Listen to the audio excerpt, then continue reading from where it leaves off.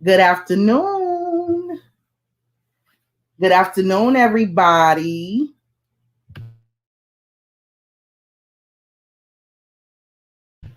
I'm going to wait for some people to get in the chat room. We have a very important live that we're doing today. And I hope you guys stick around to the end. So I'm going to take a brief second to go ahead and get my other devices up and running and give everybody time to get in the chat room.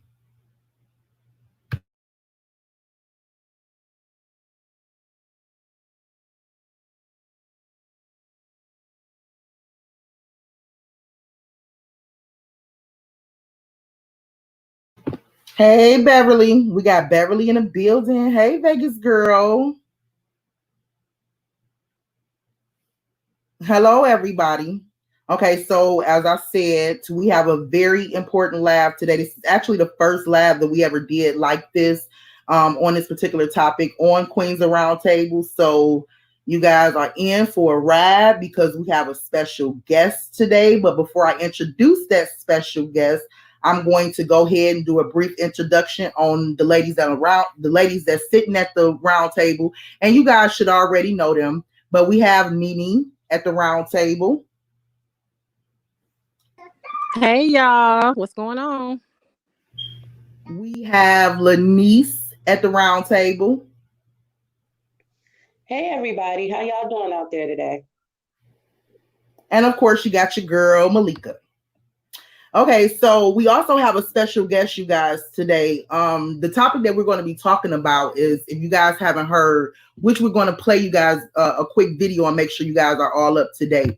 I do want to say that if we have any type of technical difficulties, it's because we are going to be doing a lot. We all are streaming. So we have 4 people that's on right now. We're going to be sharing videos. You guys are going to get an up close view of the actual protest, because the guest that we have today, as far as who's out there protesting in one of these cases that we're going to be speaking on, he's actually at the protest. So we're going to have an up close view. I'm sorry, I got a lot of notifications popping up. We're going to have an up close view of the protest. So we're going to be doing a lot today on this channel. We're going to be speaking on things. We're going to be streaming, showing you guys videos, showing the protest. So we have some audio issues or technical difficulties. Let's just try to get through it. Okay, because like I said, this is a very important live. So today we're going to speak on Ahmaud Arbery and Dreasjon Reed. If you guys haven't heard about those cases, like I said, I'm going to give you guys a quick brief of a video. And once we watch the video, to kind of give you guys a little rundown of an overview of the case, and we're going to speak on the case. And as I said, we have Joshua Griffin, who's actually an advocate and a protester for Dreasjon Reed. And as of right now, he's on the scene with the protesters. So while he's on live with us, speaking on behalf of Dreasjon Reed, he's going to be giving us some camera footage of the actual protesters setting up and getting ready to go out there protesting. So this is a very interesting lab. And on top of that, we have some new information, some eyewitness statement that has not yet been, I guess you could say, passed around throughout social media. So for some of y'all, it might be the first time you actually hear this eyewitness statement. So we have a lot going on right now. We got Nightbot in the chat room, and Nightbot said, "Welcome to the Queen's Roundtable. Grab your glass of juicy lemonade on your way in." Okay, because it's gonna get real juicy. So anyway, what I'm gonna do is I'm gonna go ahead and throw up my disclaimer, because I'm going to need this disclaimer. We are going to show some pictures and things that can get censored from YouTube. So I need to go ahead and make sure I throw up this disclaimer real quick. Okay, so we don't have to worry about YouTube coming back and taking down a video. So let me go ahead and do that right now. Our Fair Use Act disclaimer.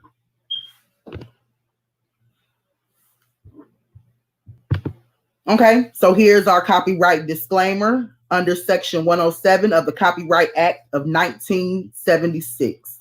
Okay, so we got that right here. So we cannot get censored. Hello, Nicole Mail. Hey, Kathy Glenn. I'm so happy you guys are joining us today. And for the first time, y'all, too, we are streaming from not only YouTube, but Facebook as well. So, hey, we are really excited about that. We doing kind of what you call a multi-stream. I'm sorry. I'm still getting used to all of this stuff, but we're doing a multi-stream. So we streaming from YouTube as well as Facebook. Okay, so that's our disclaimer right there. Okay, and I'm going to go ahead and I'm going to show you guys. We're going to start off with showing you guys a quick clip in case anybody is not familiar. Matter of fact, let me do a kind of a toll out there. Who's familiar with the Dreasjon Reed case? Drop a 1 if you heard about this case, if you're familiar with this case, if you know what's going on in this case. Drop a 2 and a 1 if you have seen the actual video. Drop a 2 if you have not seen the video and you are not familiar with this case. So I'm going to do a quick toll and just to kind of see who all out there is familiar with this case real quick. And then I'm going to actually share not the whole video, okay, because the whole video is over an hour long, but we're just going to share a quick clip of it. And because of audio reasons, like I said, we don't want any kind of technical difficulties. The video that I'm going to share with you guys is going to give you the caption of what's being said. So not only do I want you guys to pay attention to the video, but actually read the caption. So if you driving and everything, you might want to pull over or rewatch when you get home, or just watch the video and read the caption and everything when you get home. But the actual video that I'm going to show you guys is going to give you the caption of what's being said. Okay, because like I said, I don't want to do the audio and you guys can't hear it or it's breaking up, it's, you know, things like that. So, okay, so we know Kathy Glenn. Anybody else? Is anybody else familiar with the Sean Reed case? And even though I say Dreasjon, a lot of people call him Sean Reed. So I want to hear from y'all out there. Let me know if y'all familiar with this case. Haven't seen the video. Okay, 2s. Okay, that's good. So you're getting ready to watch it here for the first time. And like I said, pay attention to the caption of the video. And so the special guest that we have on today, Joshua, he's actually one of the protesters, okay, for the family. So he's going to give us some insight, as much as he can give us as far as where they are in the case and what it's like being out there protesting. So let me go ahead and share with y'all the video so we can kind of bring everybody up to speed. Okay.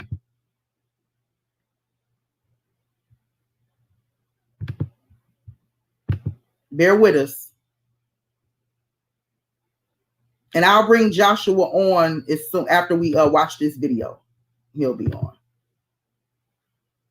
I want to make sure everybody is caught up to speed real fast. And we'll make sure we get him on.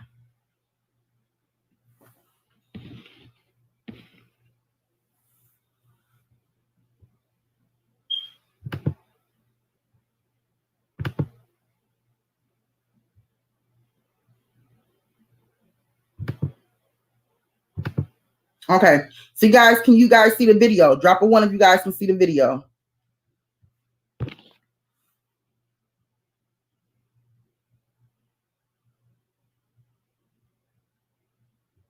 Now, as I stated to y'all before, we won't have the audio, so you'll have to actually read the caption. Okay. All right, let's go ahead and play it.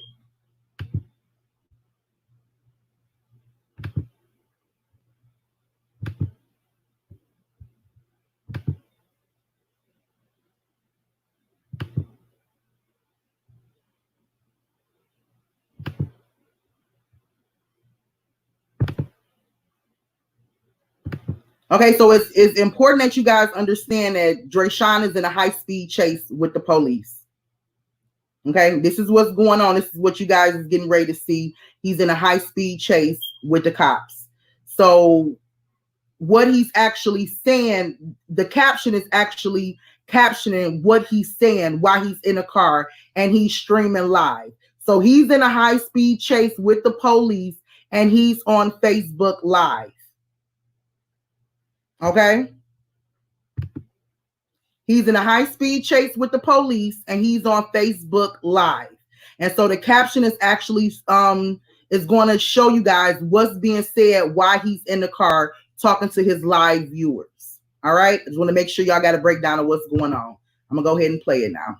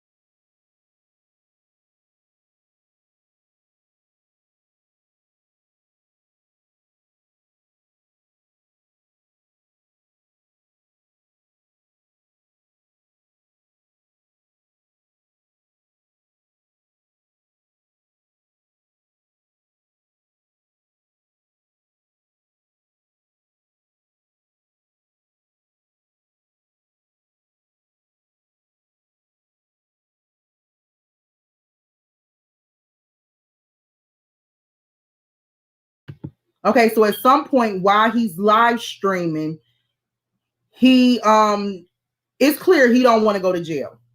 He made that clear. He said, I'm not going to jail today. I'm not pulling over. I do not want to go to jail. And he's also on there saying, Mama, I apologize. He's talking to his sister, I love you. I apologize, but I'm not going to jail today. And so as you can see by watching the video, at some point, it appeared as if he lost them. He shook the cops off. This is what's going on in his head. You know, I lost them. I got rid of them. So he's excited, okay, to later find out that they actually called off the pursuit. We'll get more off into that. But keep in mind, at one point, he thought he lost them. He did not see them anymore. So I'm going to go ahead and play back the video. And that's why you see him saying, I thought I was doing good. Because he thought he lost them, but at the same time, another car jumped back behind him. Okay.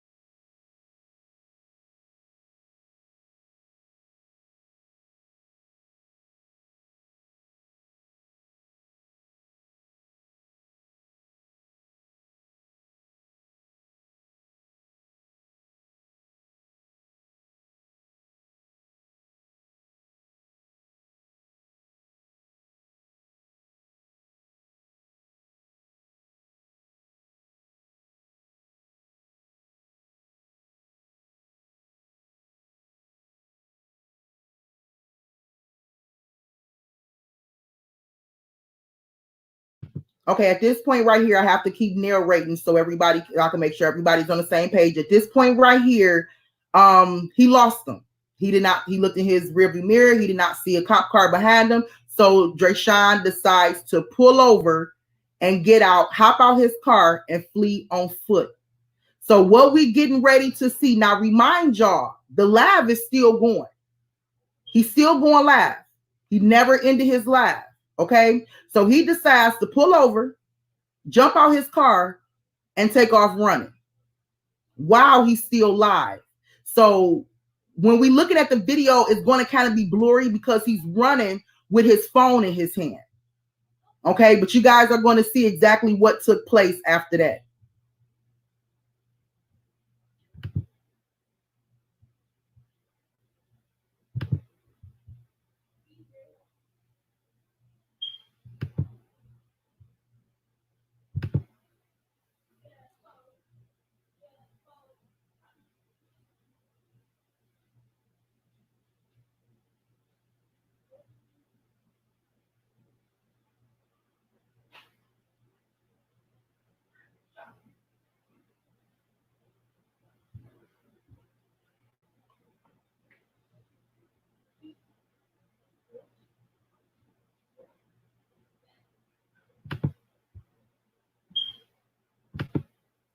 Okay, so if you guys have not seen that video, I encourage you guys to watch that video. It's still on his Facebook page.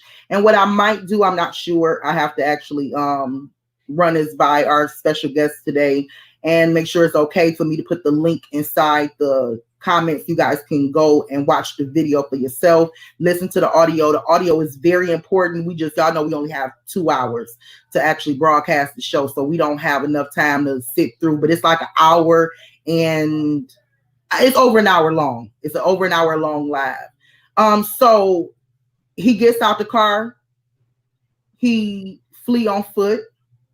A cop come behind him. Okay, remember I told you guys that the pursuit was called off, which was the reason why he parked his car, jumped out, and started fleeing on foot.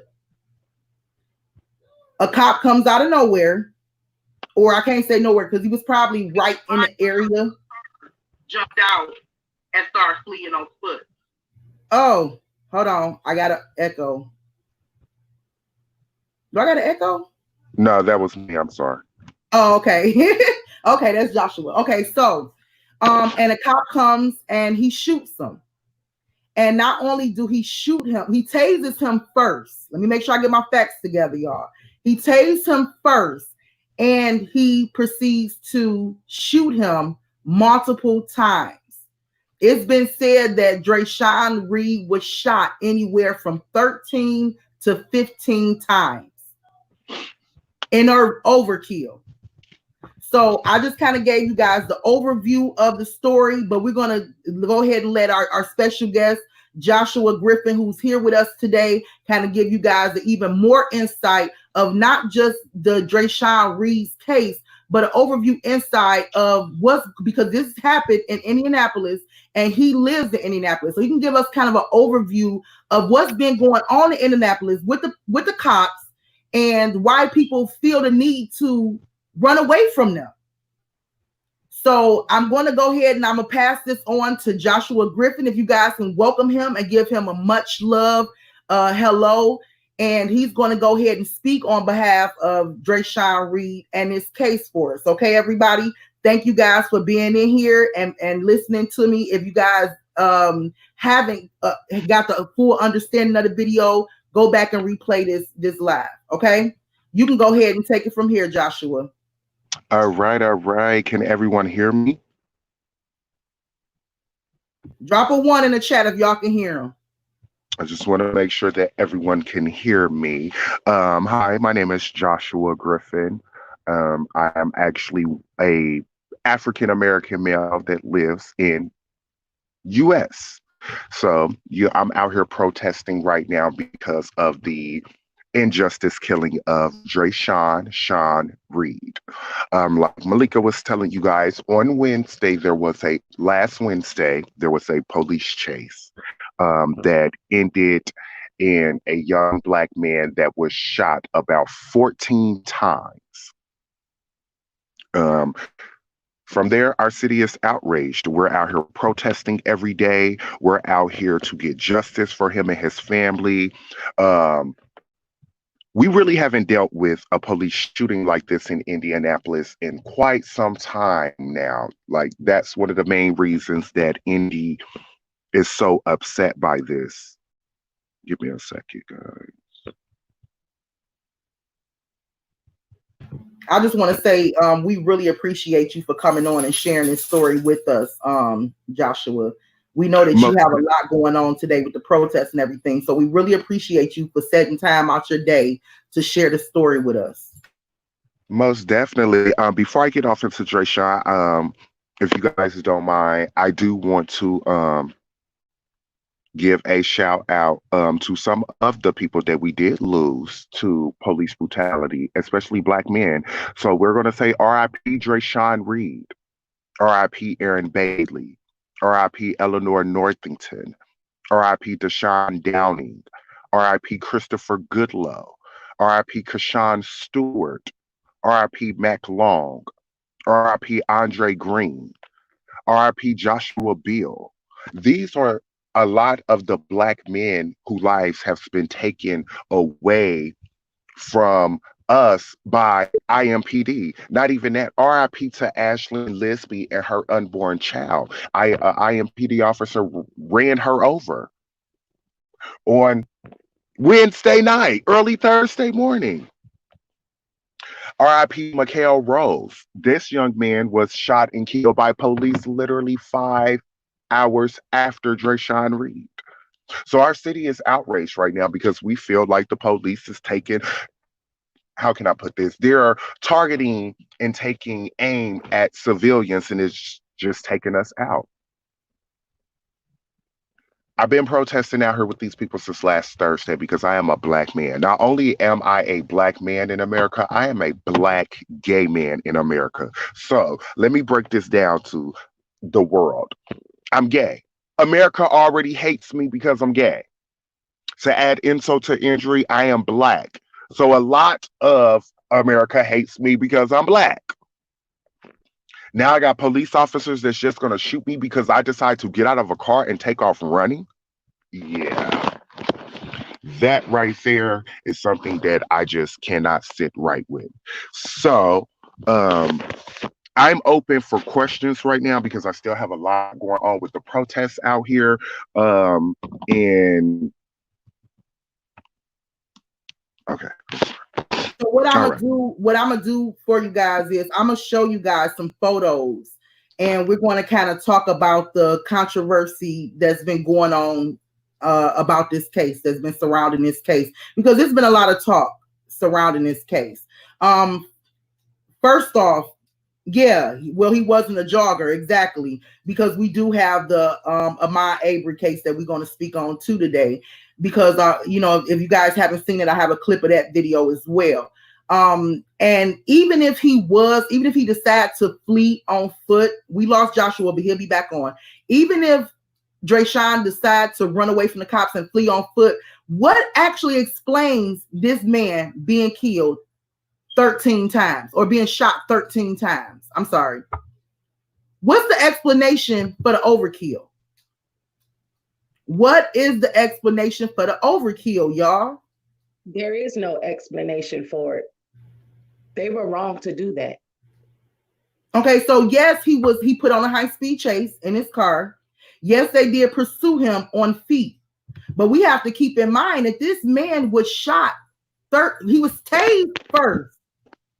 He was tased first and then shot repeatedly 13 times. Y'all, so while Joshua is actually hold on. No steppy. Are you a troll? Like, what's the point? What's your motive for being here? You gonna go live and you can leave this chat and you can go get ready to, do your own thing. Don't come in here distracting. And it's not funny if that's what you're trying to do. Okay, I'll go ahead and I'll get rid of it. Matter of fact, let me go ahead and add a moderator here. And I'm just going to add, and I didn't think that we needed moderators already. Beverly, are you in the chat? Drop a 1. Beverly, if you in the chat, drop a 1 so I can make sure that you in there and I can make you a moderator. Oh, y'all know I think Miss Steppy thinks we're talking about a mod right now. Okay, no, Steppy, we're not. Okay. Yeah, because based on her comments, because that's why I had to come out and come back in so I can start sending comments, because I couldn't see them at first. See, I think she thinks that we're talking about Ahmaud Arbery right now because I heard her say he attacked a armed man and all of this. No, that's not where we're at. We're at Indianapolis right now. We haven't migrated down to Georgia yet. Right now.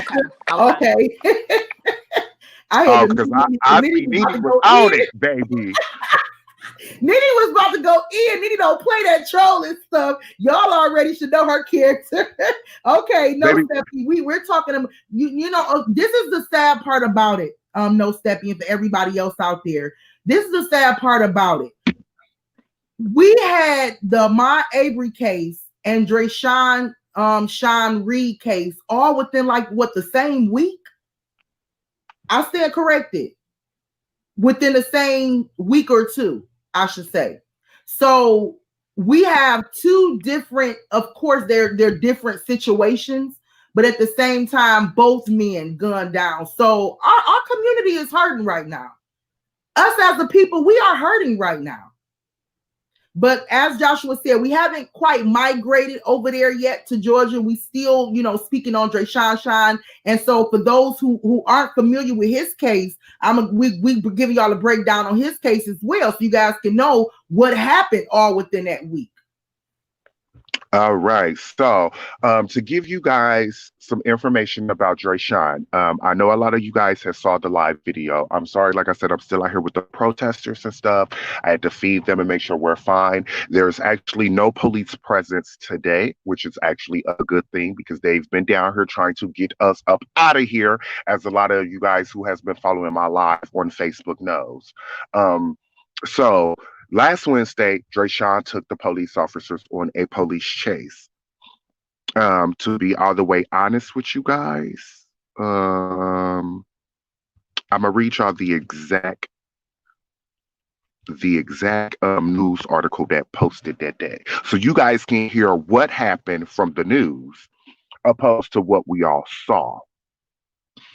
Um, but as I could gather that to read to you guys, I'm gonna tell you what happened. So they said that he was on our highway, I-65 North. Anyone who knows Indiana, Indiana is considered the crossroads of America. You can get to a lot of different states through Indiana, i.e., West Virginia, Ohio, Michigan, Kentucky. Like you can get a lot of places through Indiana. So he was on I-465 North in West 30th Street.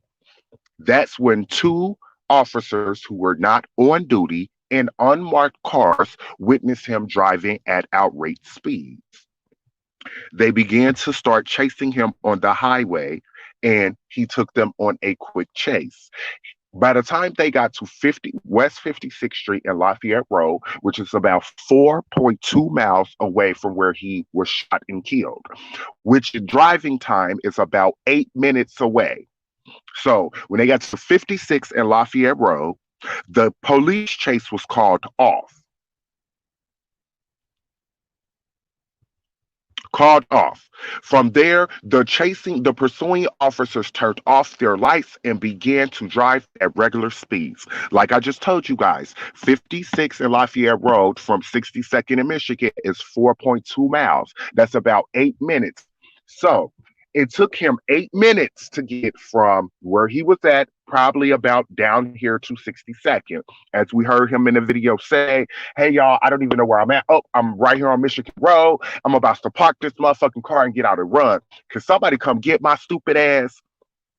Because that's why he was parking his car, because he did not want to go back to jail, for one.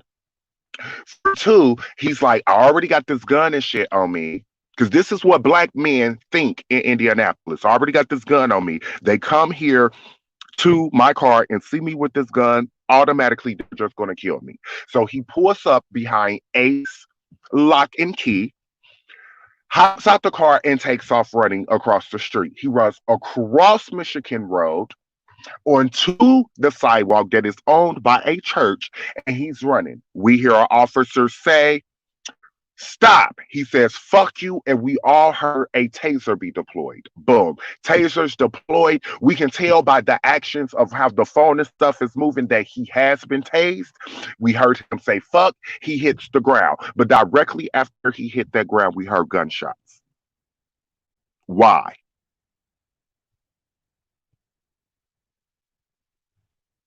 You hear gunshots. We heard about 15 gunshots, and then after that, all we hear in the background is the police officer yelling, fuck, fuck, fuck, fuck, fuck, fuck. Then, all within a matter of 22 seconds, we hear another officer saying, the captain wants you. If this officer was really here at the scene by himself, how the fuck did all these other officers pop up here that fast?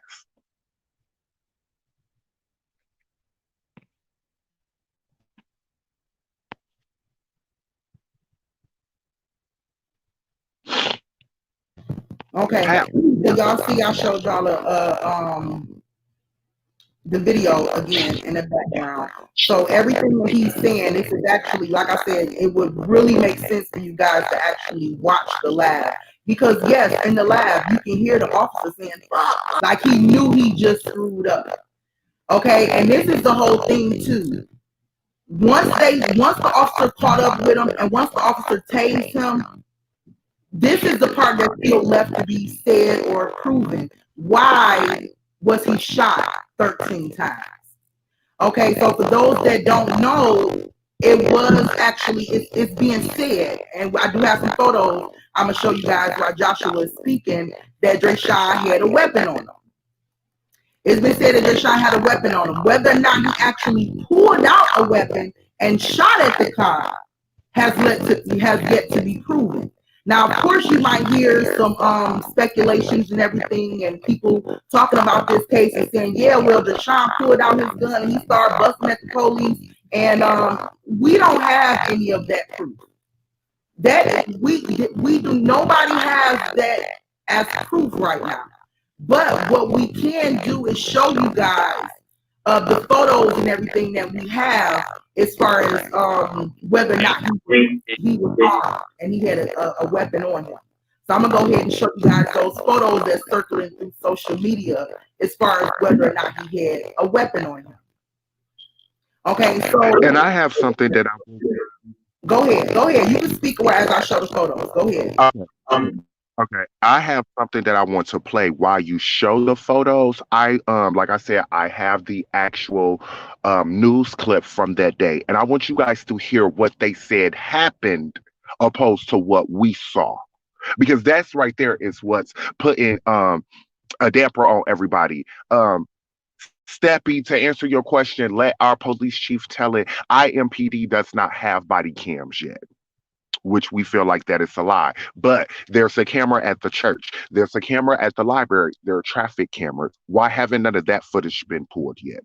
So as of right now, while Malika shows her photos, I am going to play what we heard over the first day. It was done. It's about 5 minutes. I want to see if you guys can hear it. And we are now. Started. Any information I give you can change as the investigation progresses. Started. Any information I give you can change as the investigation progresses. So at around 6 o'clock tonight, we had officers that were driving home from work when a reckless vehicle drove by them on I-65 near 30th Street. The behavior was described as almost hitting another car, driving at an excess of approximately close to 90 miles an hour. That's how it was described to me. The officers engaged in a vehicle pursuit for a short period of time at around 6:10 p.m. Supervisors from the Northwest District terminated the pursuit at approximately 56th and Lafayette based on the behavior of the driver and the fact that the speed of it approaching that intersection. The officers terminated that pursuit and turned the lights off and drove at normal speeds and normal driving behavior. A short time later, one of the Northwest District officers observed the car coming, I believe it was eastbound on 62nd Street, and the car pulled in behind this Ace Key Lot building right there. At that point, the officer got out of the car. The suspect took off on foot. There was a foot chase that ended just a short distance across the street over there. What we know, across the street over there was a confrontation between the officer and the suspect. It appears at one point the suspect tried to utilize his taser. Whether it was effective or not, I don't know. Shots were fired. It is believed at this time that shots were fired by both the officer and the suspect firing at the officer, and then return fire from the shots fired at the officer with return fire by the officer. The person who is being chased is deceased on the scene. The officer is uninjured at this time. The officer and the suspect were the only ones there at the time this occurred. Right now, the critical incident response team is investigating this incident, and that is the quick summary of what I know at this point. Like I said, is the things I think is what we believe occurred at this point. As a And I'm just going to stop it right there.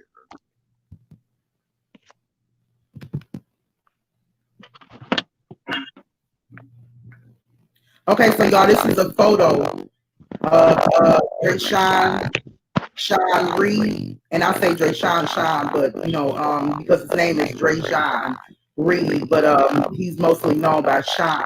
So this is a photo of Sean Reed, and we also failed to mention, which we want you guys to know, that he at some point was in the Air Force. Do I sound good? Or am I still talking? At some point, he was in the Air Force, and we're going to show you guys photos and everything that we found. And he was actually licensed to carry. From my understanding, he was let out of the Air Force on a dishonorable discharge. Okay, so I don't know exactly why. Okay.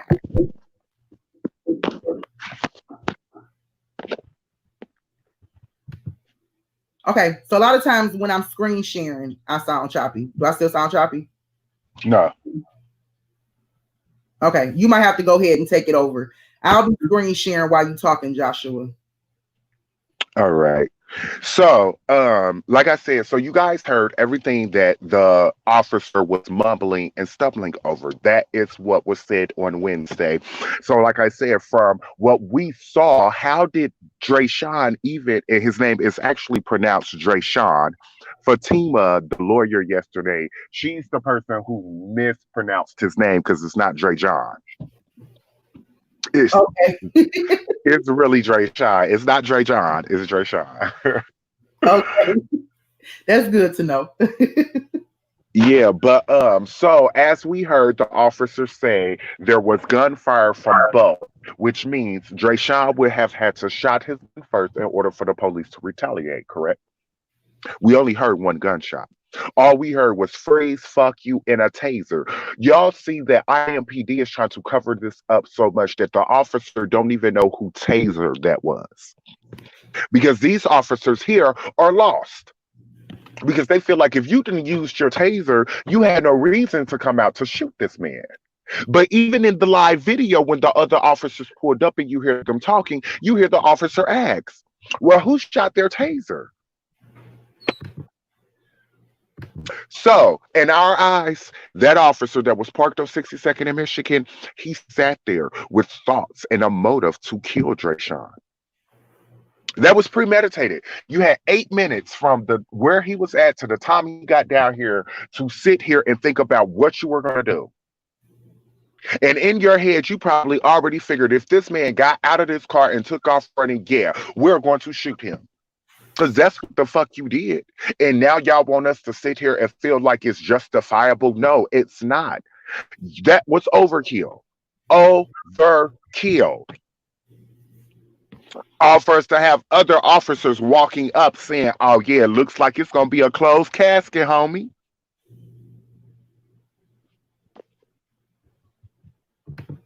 Yeah, that's the part that got me right there. For him to say blatantly, looks like it's going to be a closed casket, homie. Like they really did too much.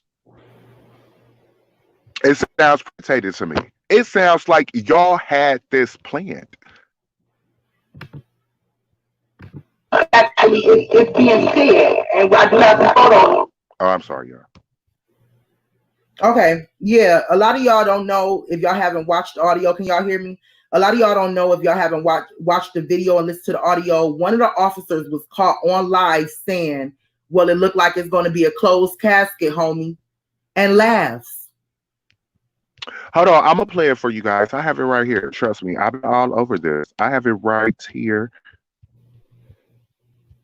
He's sitting there and he walks up and it's like it's just funny to him. It looks like it's going to be a closed casket, homie. Okay. And keep in mind, y'all, the police had no idea that the lab was still going. They had no idea that Dreasjon was running while he was on lab and while he was being killed. So keep in mind, these are conversations that the officers are having, not knowing that they are being recorded. So this was said during his live while he was still alive. I'm gonna mute Joshua for a minute because he outside, y'all. Keep in mind he's outside. He's helping prep for the next protest that they're having today. And but Joshua, when you ready and you know, because we can hear the wind and stuff, you can go ahead and unmute and play the video. Nene, this was a good question for everybody that haven't saw the actual video. The officer made this statement after he was killed. He was shot and killed. So clearly he was shot and killed, and he was shot in his face. Because while the live is going, you can hear one of the officers say, "Look like it's going to be a closed casket, homie," and start laughing. Wow. And because they had no idea that they were on live. Okay, Joshua, I muted you. Oh, you muted me when I was playing the clip of the officer saying it looks like it's going to be a closed casket? Oh, I'm sorry. Play it again for me. I'm sorry. Because we could hear the wind or something. No, that's the video. Oh, that was the video. My apologies. Go ahead and do it again. Let me do that. Y'all realize after he was shot and his phone was laying there, we heard music playing, but the wind was still blowing. You right. Every video, like I said, unless you can really, ooh, hold on, y'all. I have something that y'all may want to see. Hold on, y'all.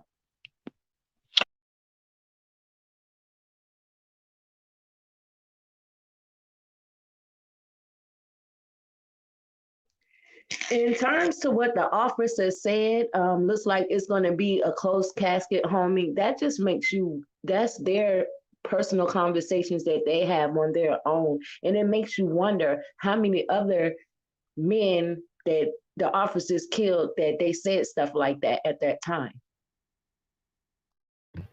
Exactly. And you know, we don't look over the fact that yes, Dreasjon was wrong for even putting on a high-speed chase. Keep in mind he's a 21-year-old man. And he was what we call dirty in Michigan. He was dirty. He was riding with a gun. Okay, he didn't want to go to jail. He knew if he got pulled over and got caught with that pistol, he would have went to jail. So we know, I mean, come on now. We know it's no way you should be riding with a gun in a car, but we do have a picture that he was licensed to carry. So I'm going to show you guys that in a second. And now we got Joshua back on, which is good. So of course, maybe he, you know, we don't know if the license was still legal once he caught his first felon and was discharged from it. We don't have all those details right now. We pretty much just giving you guys the overview of the story and everything that we have, and someone who's, you know, I guess you could say or have communicated with some family members and friends during the protest, and he's giving you guys what he know and information that he has. So he's going to go ahead and play that video for us real quick. Let me go ahead and get Joshua back on.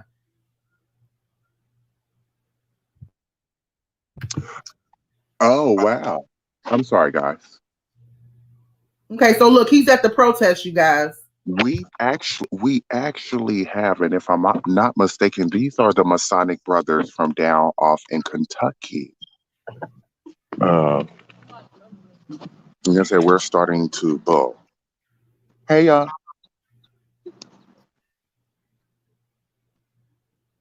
So, like I said, this has sparked outrage everywhere in America because it's just a lot of stuff that we just don't understand. It's a lot of stuff that we don't get. So as I talk, I'm going to take you guys around with me to show you guys the actual scene. I want you to guys, because y'all don't know. So let me show y'all where all of this took place. Yeah, Joshua, if you can give us kind of a rundown of everything, where he parked his car at and everything. All right, well, let's go. Thank you so much, you guys. Yay.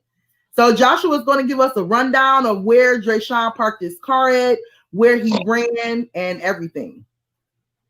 All right. So that here I am on the parking lot. That's the church that they were speaking about. If you guys can see the church, that's the library over there. And I'm going to take you to the exact place where he took and parked his car. So.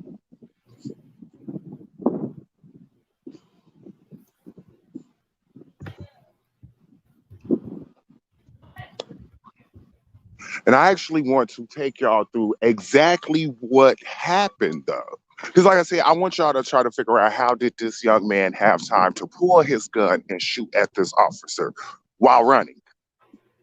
Because I want y'all to see how far he ran before he was shot down.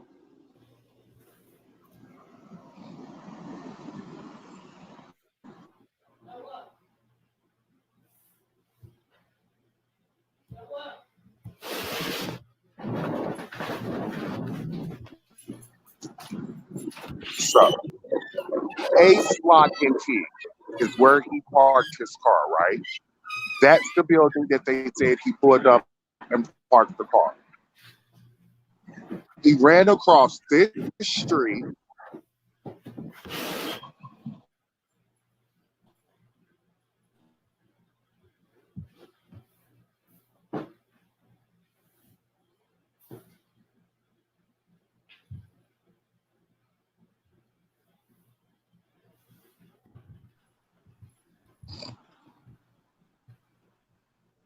So mind y'all, he ran from over there this way.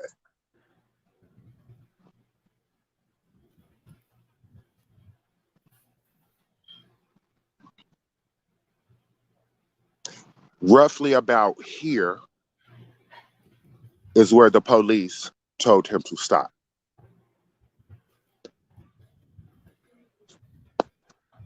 He said, "Fuck you," and kept running. Then he was gunned down there.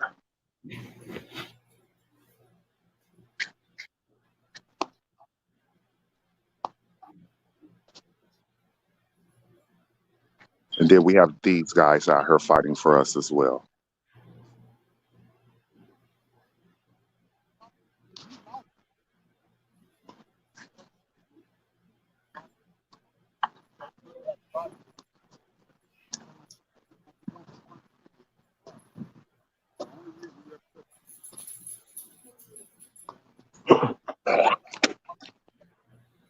Sorry, guys.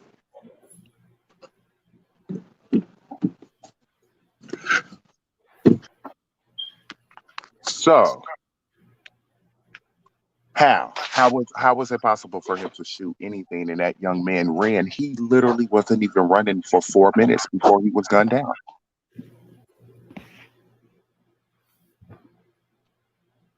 Okay, people wanted to know, was he licensed to carry? And I have an actual screenshot. Do you have that picture of his actual gun license to carry that I sent to our box? Yep, I do. He was licensed to carry by the state of Indiana. It had not been revoked. It had not been suspended. He was still licensed to carry.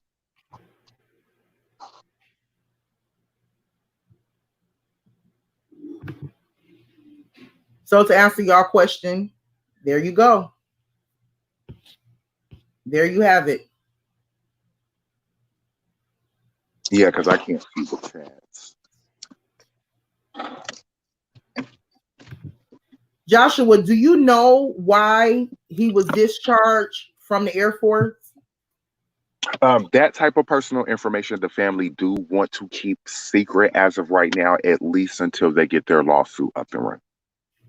Okay. So we do know at one point he was in the Air Force. We do know that he was dishonorably charged, and these are just facts that we kind of stating and bringing from you guys. We do know at some point he was dishonorably charged from the airport. The Air Force. Why, as of right now, is being concealed. We do know that he was licensed to carry, and per Joshua, his license was still active. But at the same time, he, for whatever reason, guys, he did not want to have any bump-ins with the police. He didn't want to stop. He didn't want to go to jail. He did not want to have any bump-ins with the police. So we don't have all the answers. Nobody knows. I don't believe nobody knows what was going through that young man's mind at the time. So it's a lot of people out there speaking, rather ill of him, but nobody really knows what he was going through at that time. Nobody knows what it's like unless you are a black man in Indianapolis. Nobody knows even a portion of what he might have been feeling. I don't, so we really don't want to speculate. Go ahead. It's not. Go ahead. It's not to cut you off. It's not even being a black man in Indianapolis, Indiana. It's being black in Indiana. Period. Keep in mind, Indiana is the birthplace of the Ku Klux Klan. They hate us anyway here. A lot of these police officers here are affiliated with the KKK, white supremacy. 2 years ago, they had a open application for anyone who wanted to be a police officer, no matter what the hell was on your background. They were able to work with you to make you be a police officer. And look at the type of officers we have out here shooting us down, killing us like we're deers or dogs in the street. It's rough here. It really is. It's rough being a black man in America, period. But when you're living in states that really don't see your skin color or see you as equal, yes, we're scared. Boom. He's down right here. He's down. Y'all see his elbow. This was after he was tased in this picture right here. Where was he able to shoot? Because by the time he fell, those gunshots started popping him. And I'm going to be all the way honest with y'all. And y'all can quote me on this. If he did shoot back at that officer, if he did shoot back at that officer, trust and believe me, he did it because he know he was already going to die. I believe he was shot. Since they want to keep saying that he shot, let's count the gunshots. He was shot 4 times before he was really able to grab his gun and shoot back.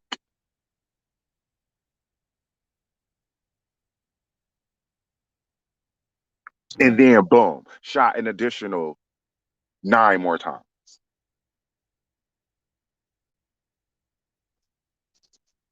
And that's the if, because we still don't know. The details have not been played out. Like I said, because that is the if. They keep saying that there are um two casings that did not belong to the officer. Um, if you listen to the live, the police officers on scene said there was only one casing and that he got one shot off. So even if this young man was running with his gun in his hand, he wasn't running shooting. And even if he did get a shell off, because like me and a lot of the protesters was out here yesterday going through different scenarios, say I'm running and I'm right-handed and my gun is in my right hand. My 2 phones are in my left hand and I'm running. Of course, with me running, my finger is going to be on the trigger because I'm running to make sure I hold the gun. I'm running, finger on the trigger. I get tased. Once I get tased and that electricity hits my body, it's going to make my bones and my joints clench up. So, of course, I'm going to squeeze the trigger. Boom. But if he had the gun in his hand, we would have heard a gunshot when he was tased, which we didn't. If he was to shoot his gun, seeing that he was laying the closest to the phone, don't you guys believe that his gunshots would have been louder than those distinctive gunshots that we heard from the police officer?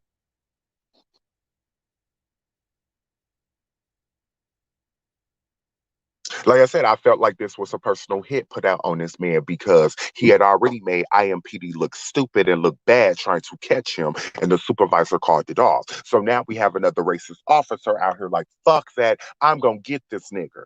Because that's what they call us. You guys don't believe me? Go check my page. My page is Joshua Griffin on Facebook. I've been live every day. I've been down here throughout the protests. You ask Malika and them and all. Police, they don't like us down here. They wanted to hit us with those pepper spray balls and mace. They wanted to lock us up and smack us with their billy clubs. And all we were doing is standing out here with our voice. No weapons, no threats. So, yeah.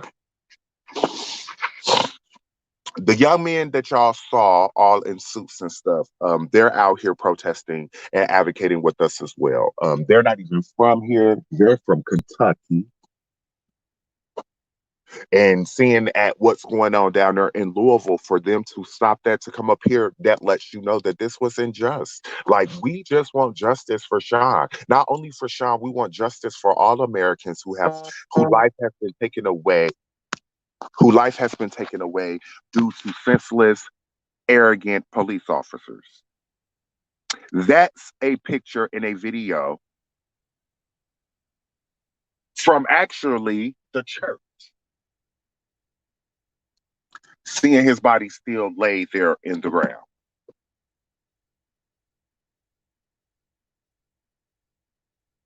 They left this man laying out here for 2 hours, told his family that he was airlifted to a hospital, and it wasn't until we saw that picture and got that live that, boom, we knew that he was still out here laying in the grass like a dead deer.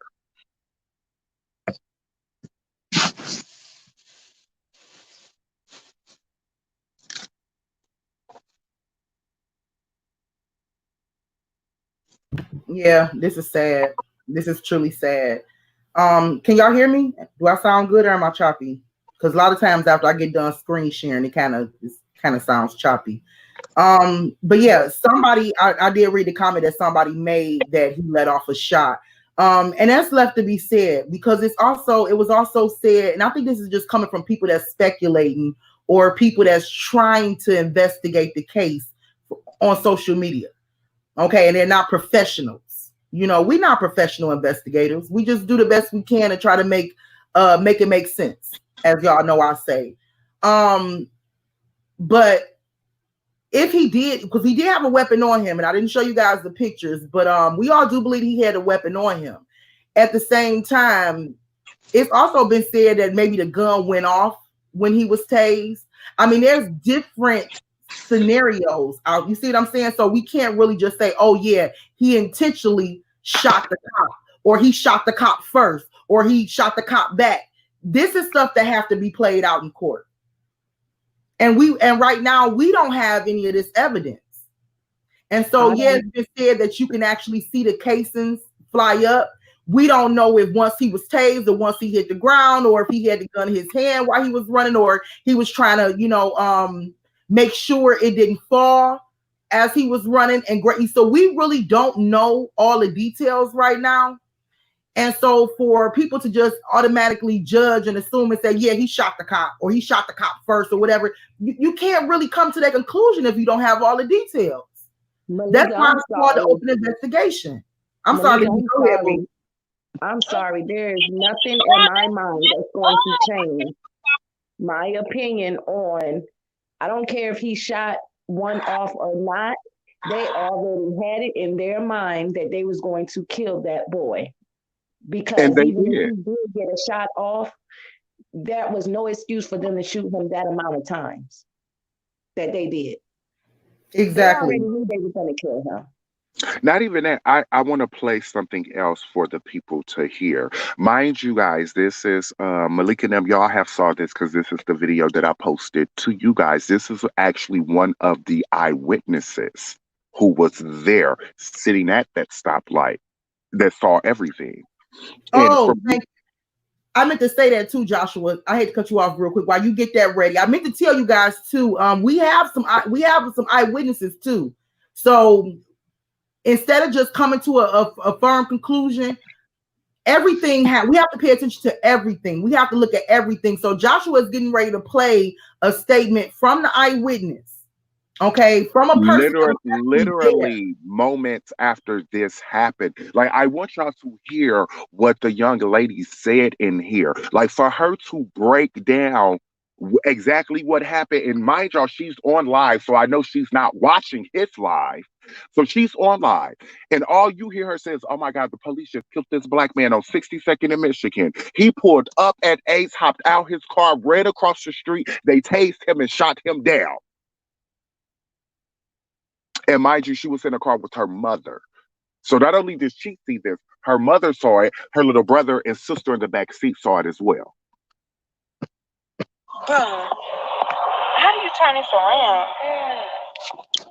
We see, bro, that's messed up. I see him falling, shaking. But then them other black people, oh God, they was like, well, make sure they see this too, because that's how police be doing people. That is so messed up. That's why I thought he tased him, because the way his body was trembling so bad. That's why they just shot this man, y'all. Y'all. That is so sad. Mama, you got to go back. We going home, but I can't believe it. Yeah. The police just shot this dude on 62nd and Michigan Road, y'all. Dude was running. He was gone, but the police was about to get him, but he was running.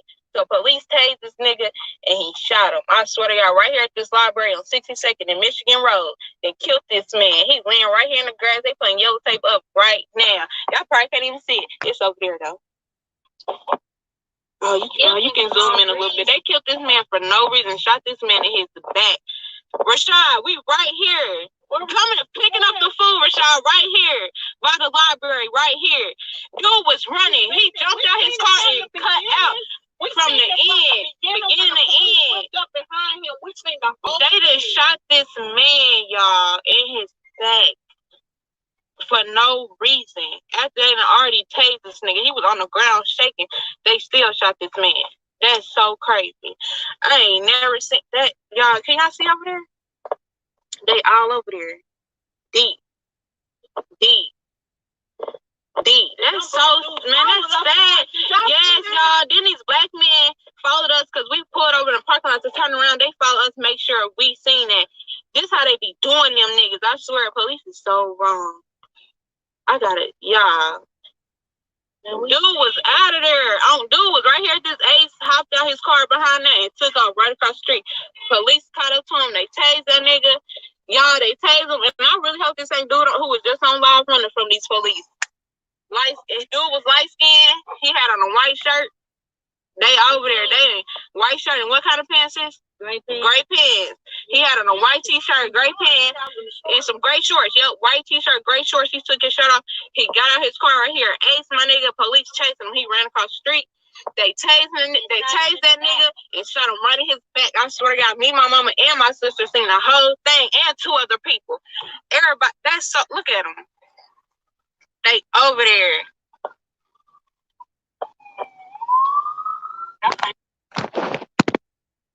Did you guys hear it? Did you guys hear it? Drop a one if you guys heard it clear. I heard it. What about y'all on the panel? Could y'all hear it? Yes, I heard it good. So did y'all hear what she said? Do y'all see how she broke down everything that he did? And then you heard her say, I hope this is not just that boy that I just seen on live. So she was one of the ones that was watching his actual live. So she was watching the live, but she must have had clicked off once she saw this young man running across the street from 62nd in Michigan. Because in this video, you just heard her say, well, I hope this ain't that light-skinned boy that I just seen on live. Because like I said, here in Indianapolis, if you really not paying, like, I don't know Dreasjon. So when Dreasjon started yelling out street names and stuff, it never dawned on me that this was actually taking place in Indianapolis. Just like a lot of people, unless you knew Dreasjon, you didn't know that that was happening here in Indy because there was so many people watching that video at the time. Like that video had close to about 40,000 people watching it. So when she saw somebody pull up to Ace and run across the street, get tased and shot in the back. And y'all heard what she said. They tased him and then shot him in his back. I mean, not just in his back. It was an overkill. They shot him, what, 13 times? That taser wasn't. And also, keep in mind, you guys, they shot him in the head. They shot him in the face.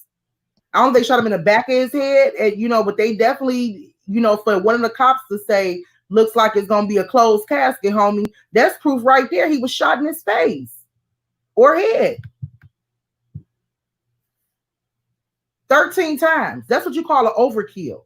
Now, and what a lot of people don't know, and see, like I said, and what a lot of people also don't know is this young man was just shot in the head in January of last year because someone was trying to rob him. Okay, yeah, I have information on that as well. And, because a lot of people want to know why did he carry, and I don't think that that's a really a good question, because a lot of guys in the hood, whether they licensed or not, they still carry, try to protect themselves. But I got information on that as well. And for those that don't know, he was actually robbed, and was he shot in the head, or is that just no, he was shot in the head. Oh, okay. Okay, so I'm gonna show y'all that too. While you speaking on it. So last year he was out with his girlfriend out at home, and some guys tried to rob him when they came into his house. They came into his house and tried to rob him, but you know him being a nigga, you just not finna let nobody rob you. He commenced to fight back with them. In the midst of him fighting back with the robber shot him in his head, and he was rushed to the hospital. He was in there for a few months. They did surgeries and stuff, but as we all see, he's back out here. He's and that literally happened about a year ago. So he's still out here. He's still happy, still smiling. Not he's not running around trying to kill nobody because he was robbed or none of that. Like he's still living life. So I can understand that's just like me now. If I was to get off this phone with y'all and to leave this protest and a police get behind me, due to what happened, I'm going to be scared to stop. I don't have no gun in here. It's in the trunk. I have a license for it though, but it's in the trunk because I don't even give them no reasons to look at my car to see anything to want to shoot me. My ID and stuff is sits up in my sun visor because it's hands up, don't shoot. But here, you don't know when to stop for a police officer. And if you got stuff on you or whatever, you're not gonna want to stop. Grounds one, we already know if a police see you with a gun, they can kill you and say that they were scared.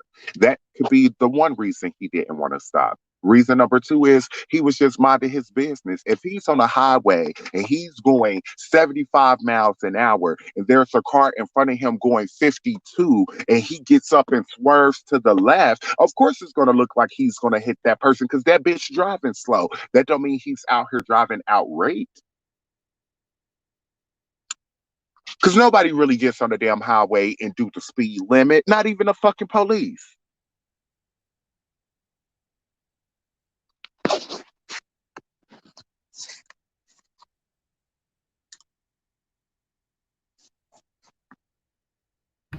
Okay, if you guys can see, or if you guys saw it, I had to get off because before I started talking, it might chop me up. But you guys can see that his mom wrote a post, and it was like last year, wasn't it, Joshua? 6 in Lafayette Road from 62nd in Michigan is 4.2. Oh, I'm sorry, y'all. That's okay. His mom wrote a post. I think it was last year, wasn't it, Joshua? Yeah, she made a actually no, she made that post January of this year because it had been a year. Okay, okay. So she made her post to let everybody know that she got a phone call, you know, about because she was feeling weird this night and her dog kept sitting on the mat and then boom, her husband ends up calling her saying that Dreasjon was shot in the head and rushed to the hospital. So she just wanted to take everybody through the last year of her life in January of what all she had been through. And then for you to go through that and then literally what 4 months after that you get another phone call. But this time, it's not that your son was shot in the head by a robber. It's your son was shot down by IMPD on Facebook Live. My deepest sympathy goes out to this mom. You know, it had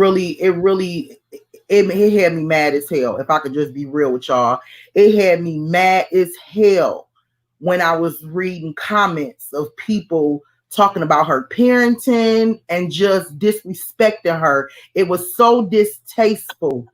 It had me pissed. It had me pissed. That's the thing. So I don't care. And see, that pisses me off too. A lot of people want to blame the parents for what their kids do. No, because let's think about this. All of these kids who done went and shot up these colleges and then shot up these high schools were white kids who have very good parents, right? Parents was giving them what they wanted to. They lived in a two-parent house. They were not in poverty. They had everything that they wanted. So parenting has nothing to do with any motherfucking thing. She raised her son and he is still here. Her parenting did not shoot him 14 times. Her parenting did not call off a police chase. Her parenting did not did not tase this young man. Her parenting did not get on the live and say that it was going to be a closed casket.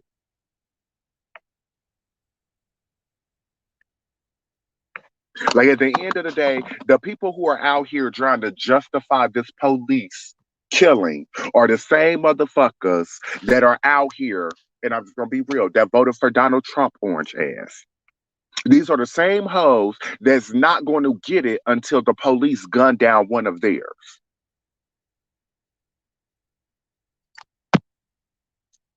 And I'm gonna tell y'all what really makes Indy and what really pissed us off here in Indianapolis. On April 16th, there was a domestic violence call on the east side of Indianapolis where the police responded. The police officer goes to the house. She knocks on the door because it's a female officer. She knocks on the door, and the suspect instantly shoots through the door, shoots her twice. They rush her to the hospital to where she later dies that day. Granted, we don't get no fucks about 12, but her name was Breanne Lee, and she was the 22-year-old African American police officer. So the whole African American community stood up with IMPD to express our deepest concerns. We understand that it's your sister in blue, but that is our sister through skin tone. We're here with you. We're sorry that they happened. We need justice for her too.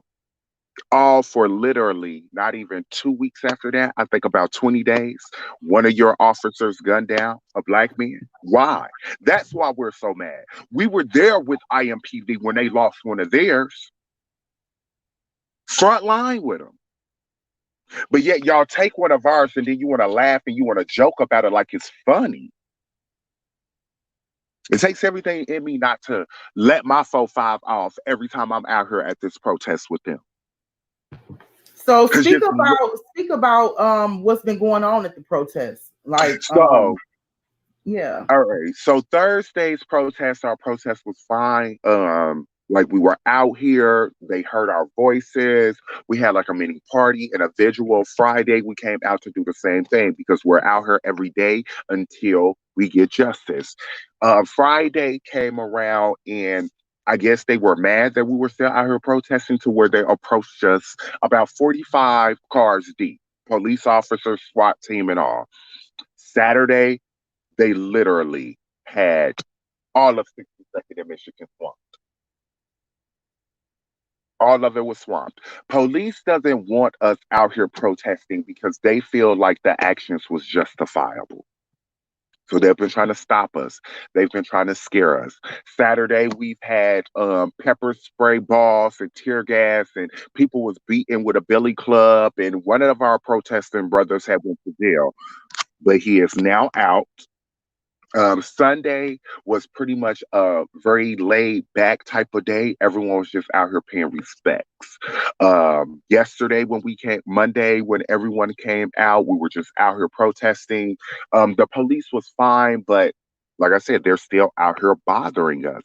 They don't want us out here because we're downgrading IMPD and they are saying that we're making Indianapolis look bad, but it's not us, it's the police. So far, with our protesting, the FBI has picked up the case and joined the investigation, so we are happy about that.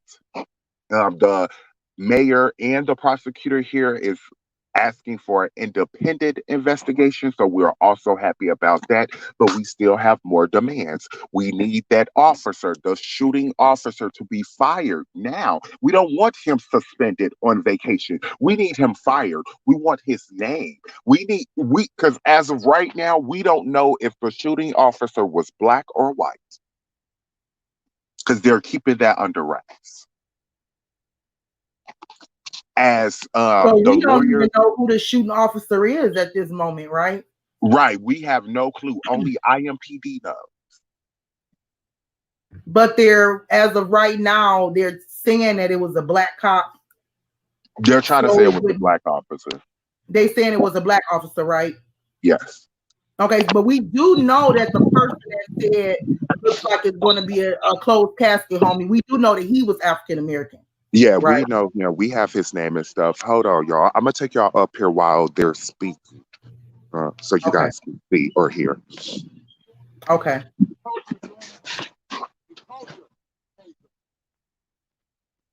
Whether you like it or not, God is using the culture to pay us.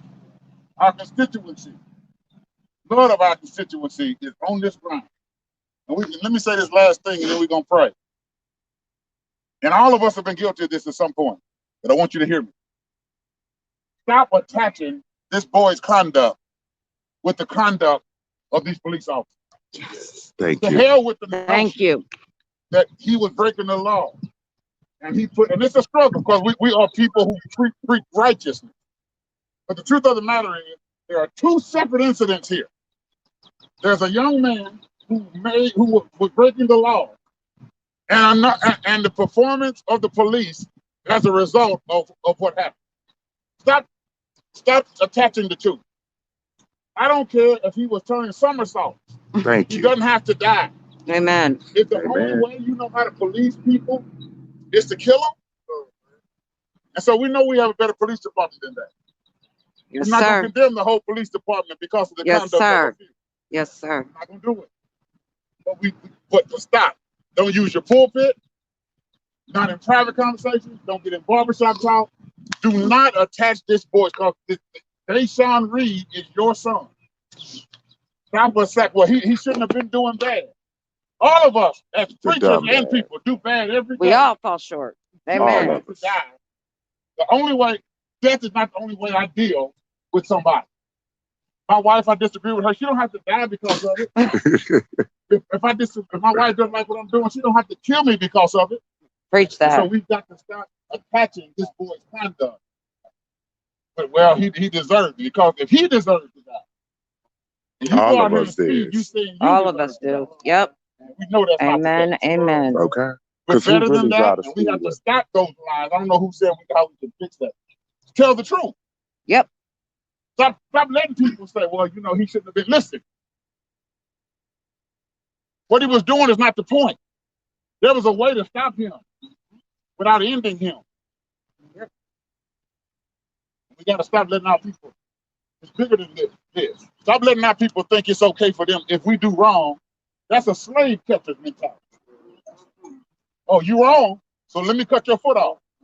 So I got to lose my foot because I want to be free? Come on, man, we better than that. Pastor Grinstead, let's circle up.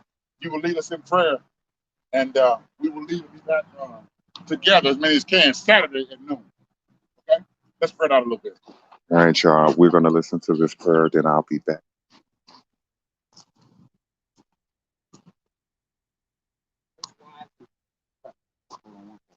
Is somebody going to record? 6 feet.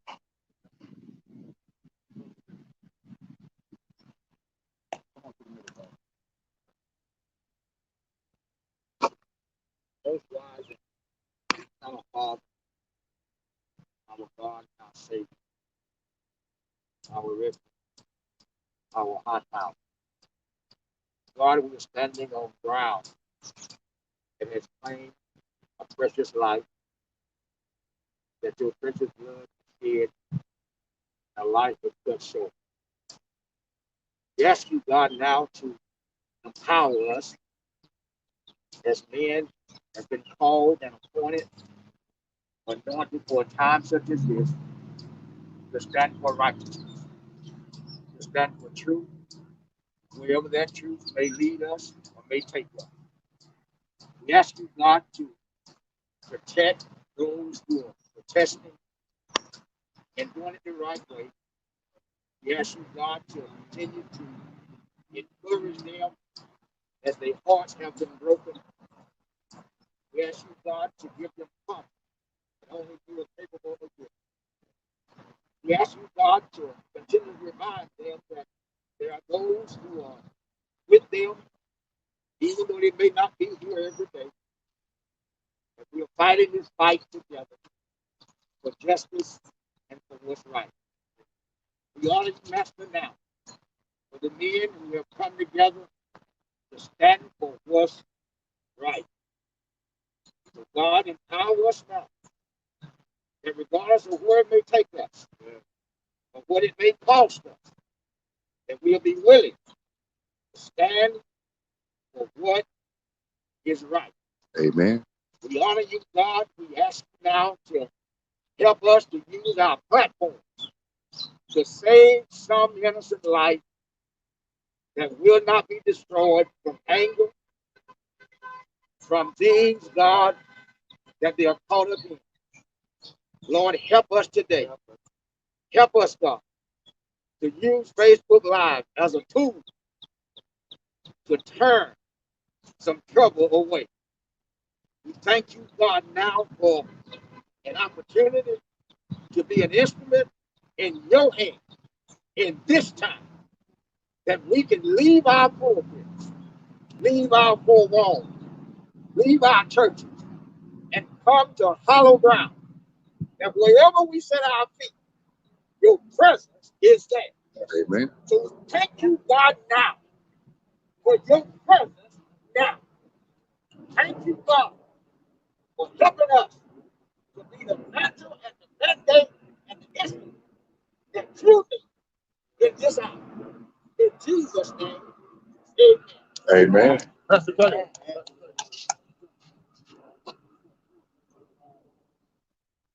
As y'all see, that's how y'all know this is unjust. We have preachers and pastors. As a matter of fact, let me show y'all. We have police officers that are out here because this is unjust. This is a whole police car of a black officer.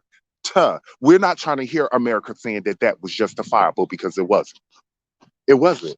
And if we have to be out here for the next 18 months, y'all want to see my face? Let me show y'all.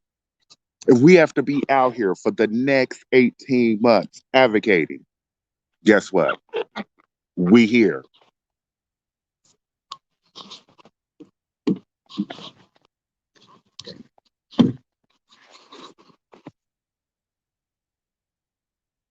We can't hear you. Can you hear me now? Yep, can hear you good. Yeah, so those are a lot of some preachers from here and from down in Kentucky. Oh, hold on, they're still speaking, y'all.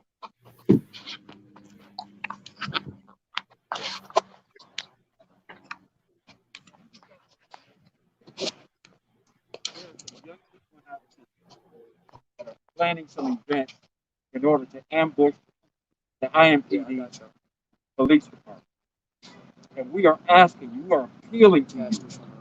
If you know somebody that's planning an event like this in order to ambush the police department, we are asking you not to do that. We're asking you to stop the planning sessions that you're having, because we don't want to see any more lives taken in our city. We don't want to see any more innocent children die from a stray bullet. And we are asking you today, if you know someone that's planning this, we're asking you to share this post. These pastors are out here, we came to pray, we came to find out what's going on in our city. We're asking you not to plan any of these events, not carry them out, because we do not want to see any more lives taken in our city. Oh, wow, y'all, I did not know that. Yeah, so y'all heard that there is a group of, this is what I call them here, our Black Panthers. It's a group of Black Panthers, or a group of people who are forming a new African Black Panther movement, who is actually planning on ambushing IMPD. And you know, it's not right, but at the same time, did you say it was 3 killings? So Wednesday it was Dreasjon Reed earlier around 6:30. Later that night at about 1 o'clock in the morning, it was, so technically it would have been Thursday. It was Michael Rose. He was 19. He was gunned down on Instagram Live, and then around a couple hours after that, at about 3:30, 4 o'clock a.m. Thursday morning, Ashlyn, which was 22, she was hit by an IMPD officer, killing her and her unborn child. And these are the photos that you have on your profile picture, right? And those are the 3 photos that is on my profile picture: Dreasjon Reed, Michael Rose, and Ashlyn. You know, and that guy also made a good point when he was talking about, you know, judging his past and things like that. The fact that we've all done some crazy stuff in our past. And God just really had grace on us, because I know I'd have done some things where I could have been arrested or gunned down And I'm talking about arrested, spending life in jail or gunned down. You know what I'm saying? So to kind of judge somebody based off of their past and the things they do when they, they teens or in their early 20s, you know what I'm saying? Like, we've all done some crazy stuff. Where if we didn't have the grace of God on us, we could have been. I am Dreasjon.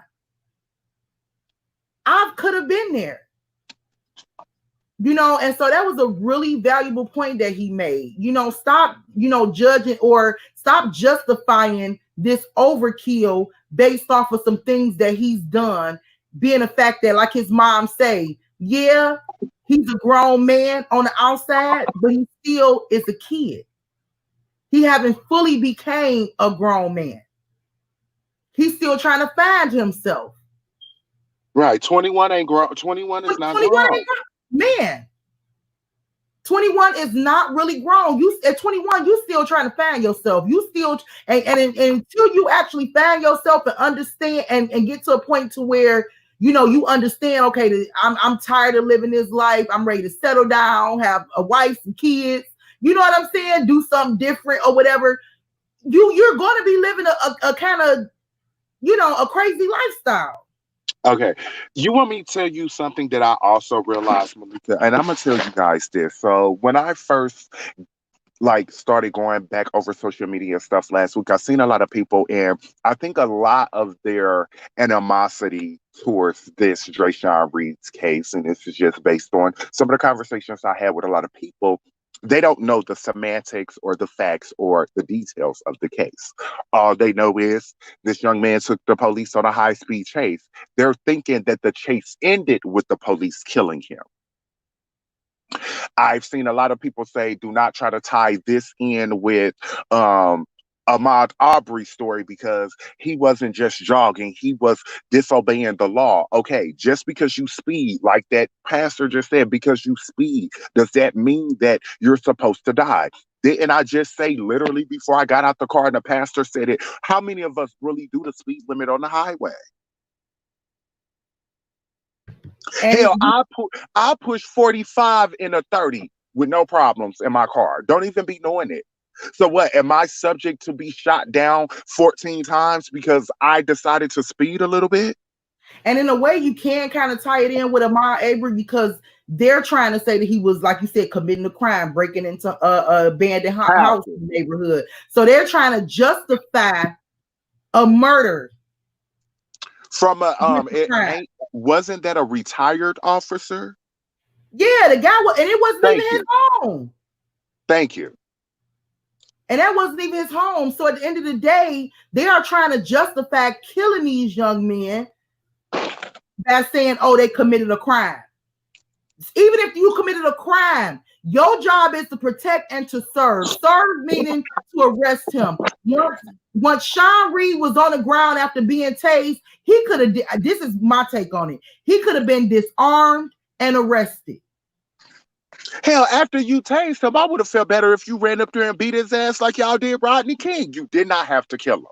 You didn't have to kill him. And that's all we're trying to say.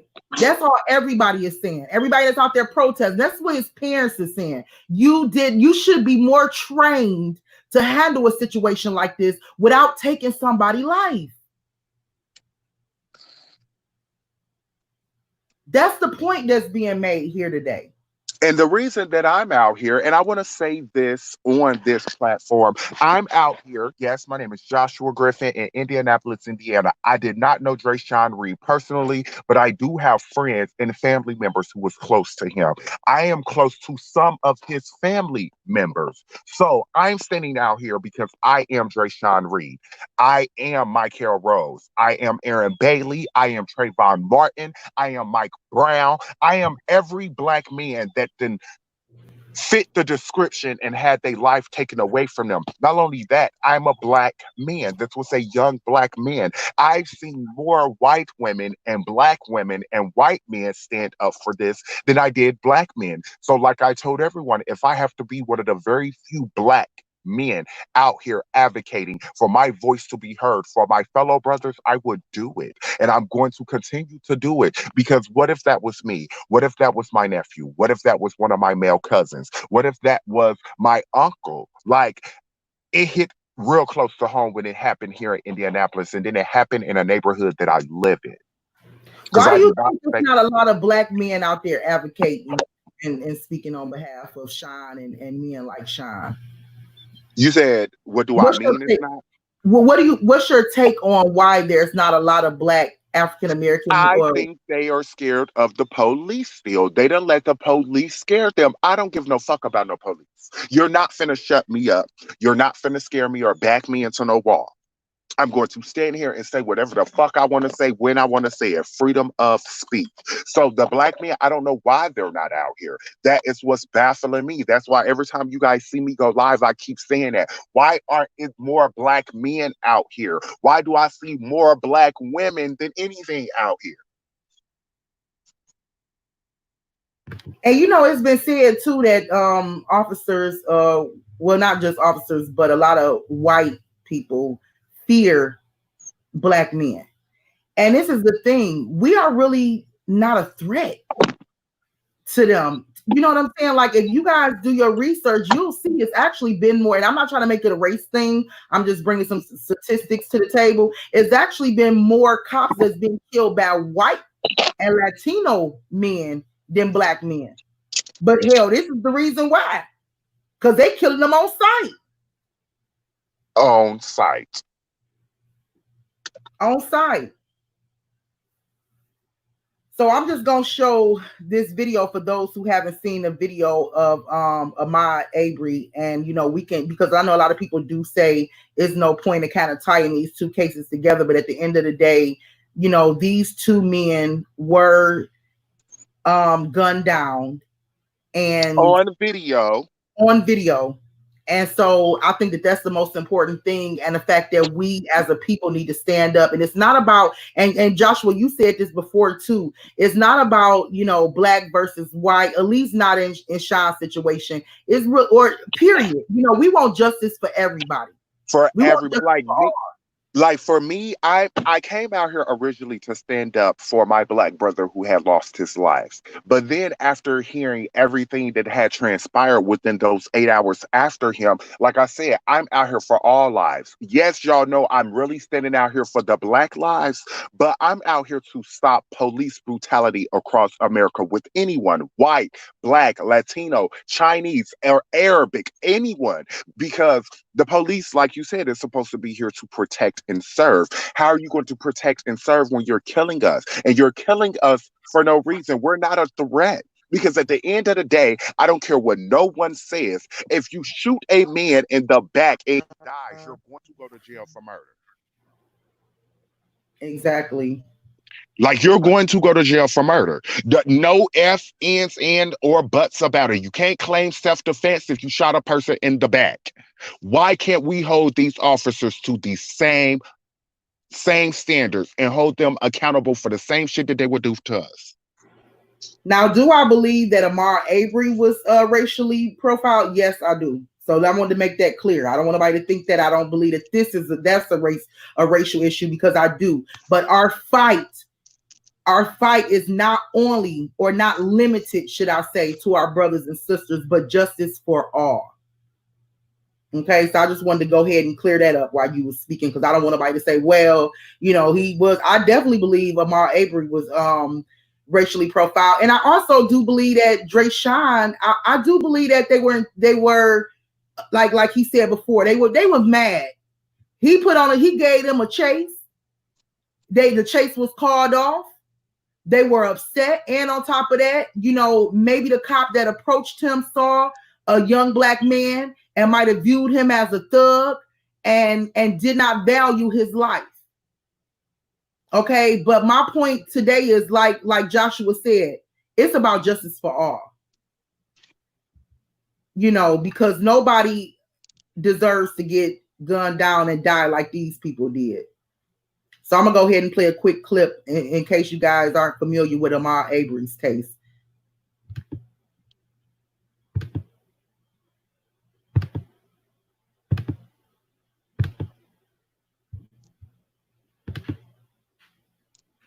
Okay, you guys can see it good. Drop me a 1.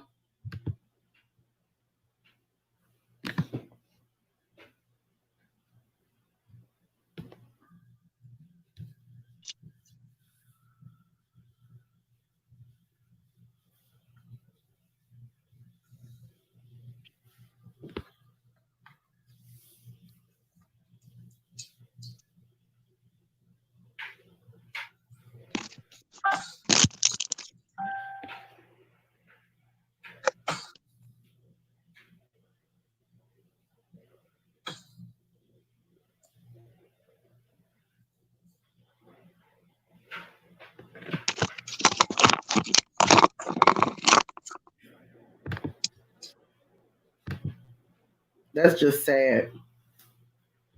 So here it is.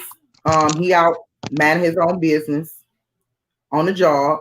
And yes, they trying to say that there was a breaking and entry cause about an abandoned house.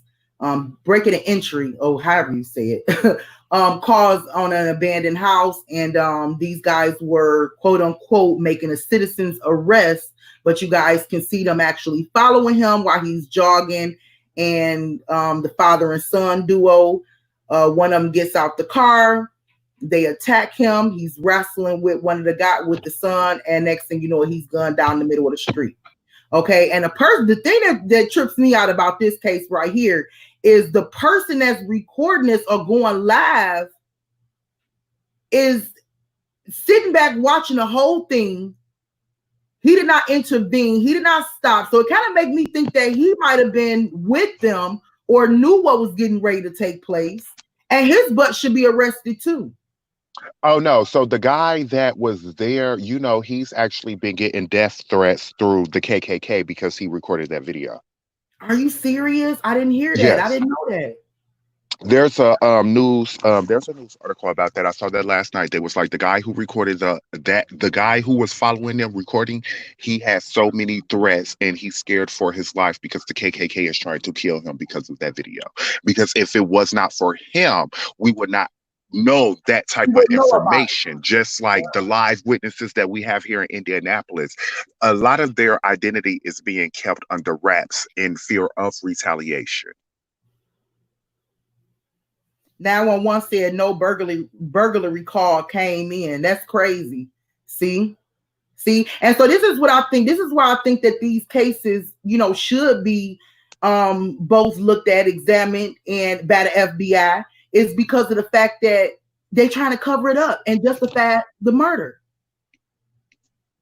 They are covering these cases up and they justifying it. Yeah, it's because of the fact that. I'm echoing.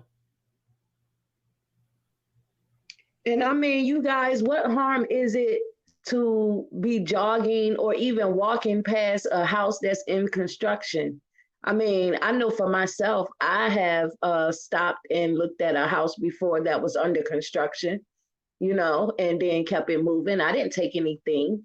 So why was it right for them to follow Ahmaud and gun him down?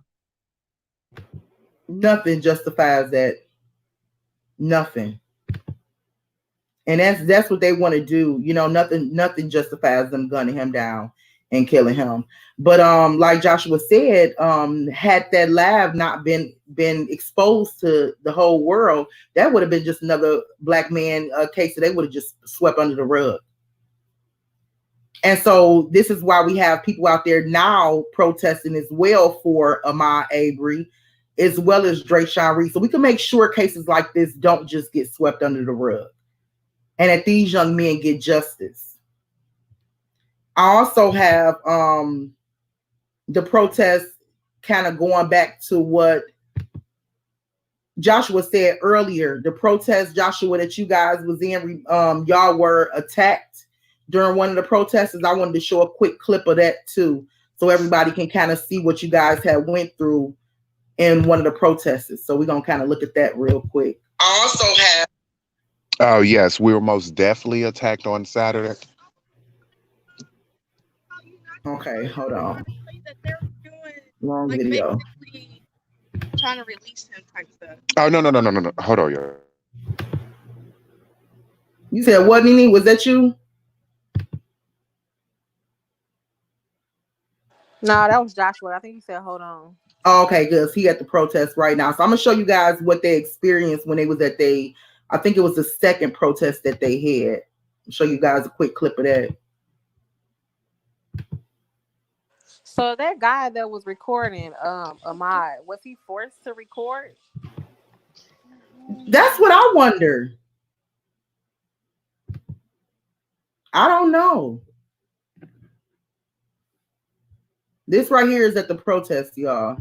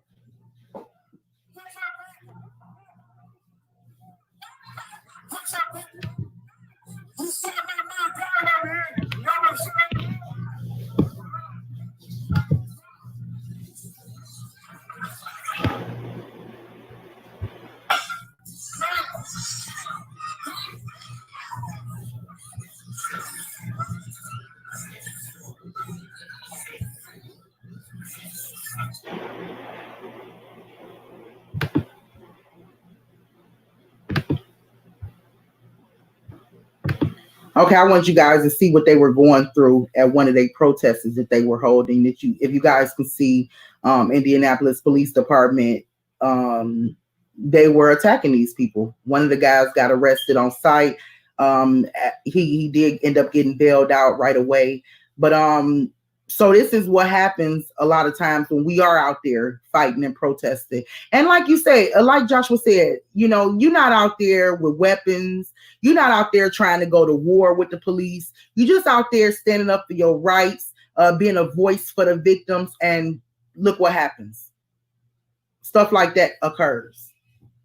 So I wanted to make sure I played you guys that as well. I meant to play it when he was speaking about it. But we ended up getting some live footage right away of the protests and where they was at today. But so Nene, the question that you asked was a really good question, because I don't know what made that guy. I would really love to know what made that guy follow them and record it. But I'm assuming because, like Lanice said, as far as the Ku Klux Klan actually being upset about him recording it, I don't think it was something that was planned for him to do. I think he might have possibly thought it was funny, you know, and that's the reason why he didn't step in and intervene. Whether or not he knew that, and you guys can correct me if I'm wrong, whether or not he knew that they were going to shoot Ahmaud Arbery, I really don't know. I really don't know. But I think he should be arrested as well.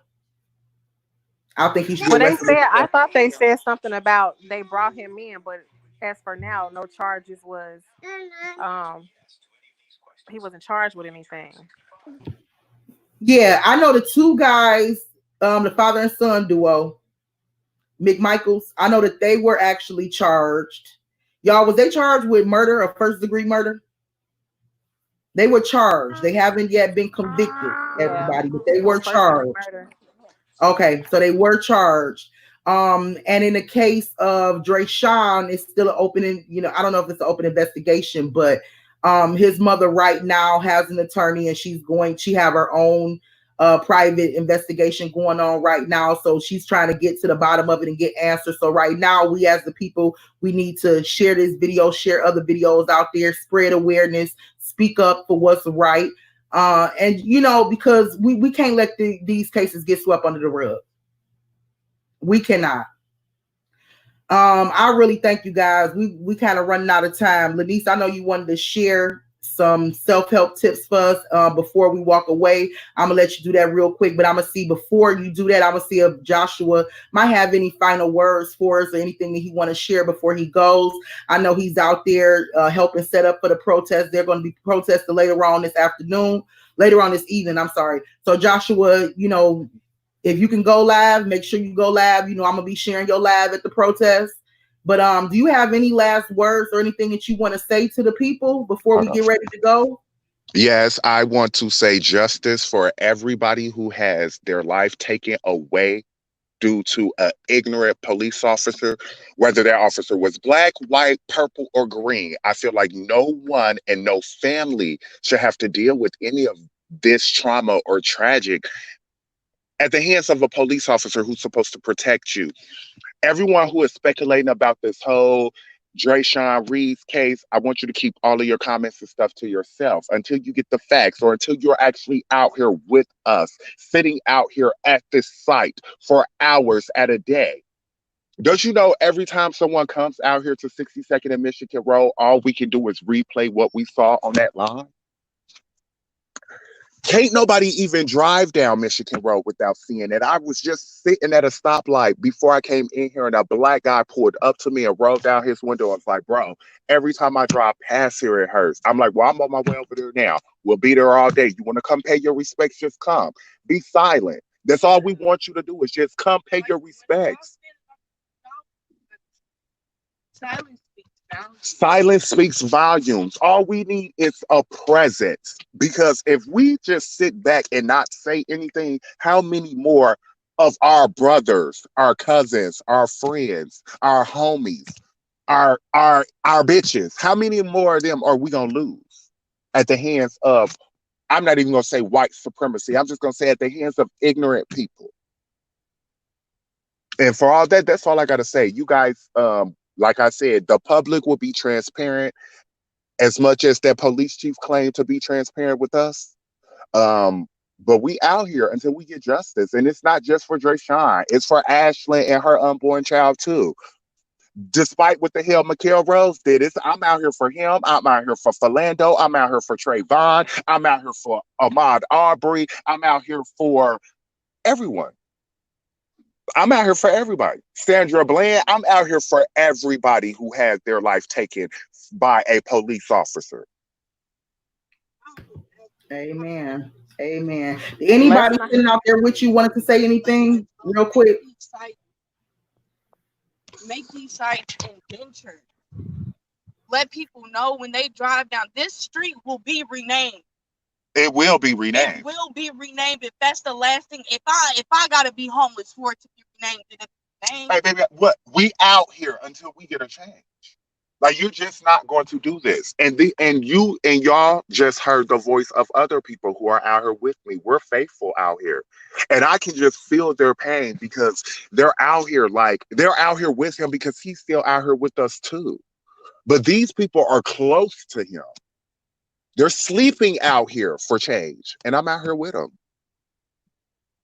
And I thank you guys for hearing our story. I thank you guys for sharing this across the world. I thank you guys for letting me come on and shed a positive light because America is trying to downgrade this young man. He was loved. Despite all of his trials and tribulations that life gave him, he still smiled. Throughout his whole life, that's all we kept seeing is all them goals in his mouth because he just kept smiling, kept laughing. Even when he apologized to his mama, that's how you know he has a heart. Mama, I'm sorry. I'm even taking you through this, but you know I love you. I love you. Like, come on now. So despite him going 74 on 65, because I'll get on 65 right now and I don't do nothing less than 90. Despite all of that, he was not supposed to be executed. He was not supposed to be shot in the back because, and I'm going to say this, and I've said it all day, if me was to shoot a civilian in the back right now and we go to court, they're instantly going to charge me with murder. I can't claim self-defense. I can't say that I was scared because this person's back was turned to me, so therefore there was not a threat. And we're going to hold IMPD to that same motherfucking standards. Mark our words.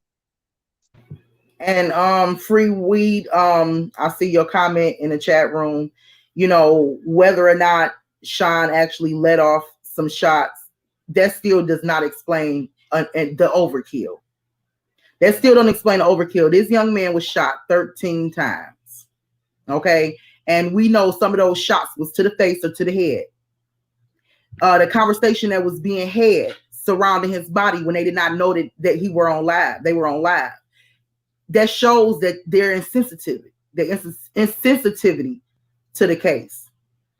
So what we're going to do is we're going to watch closely when it comes to this case, because we do believe that all things will be revealed, and we will give you guys some updated reports, some updated news when we get it. You know, I don't believe that we're done with this case right here or Ahmaud Arbery's. We will talk more on this a little bit later, but we're running out of time today. But I just wanted to say this, regardless to what the situation might have been, it still does not explain the overkill.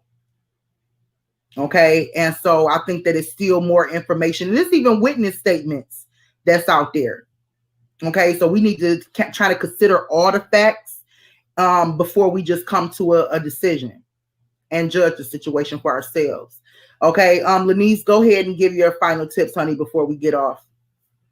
Okay. I just wanted to come to you guys and give y'all some tips on how do you handle encounters with the police really quickly. And it is divided into three categories. First being the police approaching a person in a public place. Secondly, the police approaching a person in a private place like a home, or if they were to approach you in a place like your car. So first thing is, you want to always check your behavior and your appearance. Stay calm, try to be respectful and polite at all times. Be mindful of your physical presence. You should keep your hands visible at all times unless you tell the officer what you are doing first. Definitely don't touch the officer. Determine whether you are free to go. Always ask whether you are free to go. Pay attention to your surroundings and circumstances. Note your surroundings at all times. Invoke your right to silence and your right to an attorney. I want to be silent and I want to speak with an attorney. Remember, anything you say can and will be used against you. So invoking your rights to silence and to an attorney, after affirmatively stating this, stop talking. Do not chit chat or feel an uncomfortable silence with conversation. If you are asked any additional questions, just repeat, I want to be silent and I want to speak with an attorney. Encounters in a public place. Now, this basically obtains to what we were talking about today. Consensual encounters.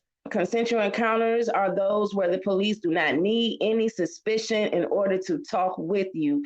This can be as a simple hello on the street, a nod while the officers drive by, or a simple conversation. Would you mind talking with me for a minute? You do not have to speak with the police if you don't want to. You can leave at any time. You don't got to be rude. You can just say something like, I'm terribly sorry, officer. I have somewhere I need to be. I can't talk with you right now. Or if they pressing you, ask them, am I being detained? Right. If they're pressing you to speak with them and you don't want no conversation with them, you have not done anything, ask them, am I being detained? If I'm not being detained, I'm free to go. I'm sorry. Right. You fine. Keep in mind, like you said, an officer will engage in an encounter while suspecting you of a crime. The officer just doesn't have enough proof yet. So if you say something that incriminates yourself that can be used against you, you don't want to do that. So the officer does not need to read you your Miranda rights. So there will not be a way to have a statement or admission thrown out later if you consent to the conversation. Secondly, community caretaker encounters. Community caretaker encounters occur when the officer has a reasonable belief that you need assistance. The police can approach you if, for instance, you are sleeping in a car. The encounter usually begins with, hey, are you all right? Something like that, or like if you're drunk, people often pass out, they can fall asleep in their cars.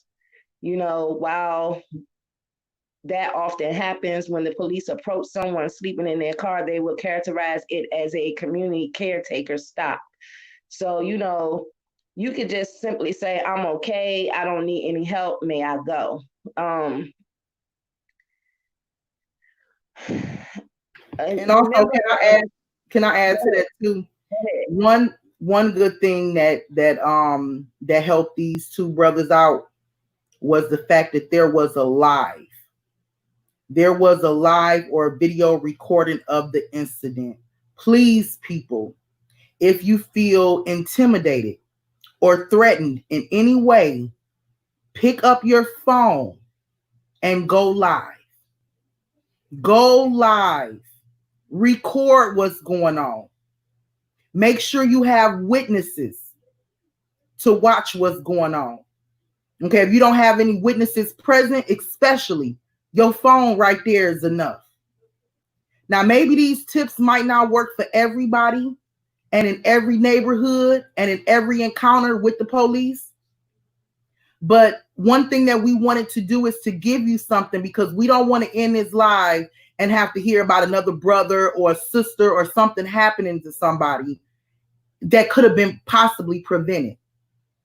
So the tips is to give you something, and so you can possibly prevent some. Now, I'm not saying that from every cop or every situation that they will just be polite, you know. But if not, you do have a cell. If you have a cell phone, use it. Make sure you record everything.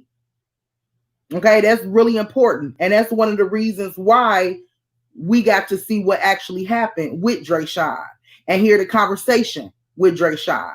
We got to actually see what happened in Ahmaud's case. Okay, so I'm sorry, I just had to intervene and say that too, because I wanted to make sure everybody understand that these tips may not work in every situation, okay, with every cop. But at the same time, if you can do anything if you can possibly do anything that you can to prevent yourself from being in a situation that these brothers was in, please do it. Please try. Exactly. As you said, go live. Before they stop you, you go live. You let people know the cops are following me. Do not give the officer a reason to stop you if you can. You know, you want to avoid back roads or side streets. If you have to stop in a public place. Amen. Get the officer's information. You know, and if it's a traffic stop, in most cases, traffic stops will be quick. So in order to minimize the chance of an officer escalating the encounter, you want to stay in your car. Be prepared. Keep your hands in plain view at all times. Observe the common sense rules discussed above. Never consent to a search. And one thing that I also learned from Dreasjon, you guys, make sure you give out your location. Give out your location on live so people would know where you were during that time, during the time of the incident or the stop, or during the time you were detained. Make sure you give out your location. So these are some really helpful tips. And we hope that everybody be safe from here on out.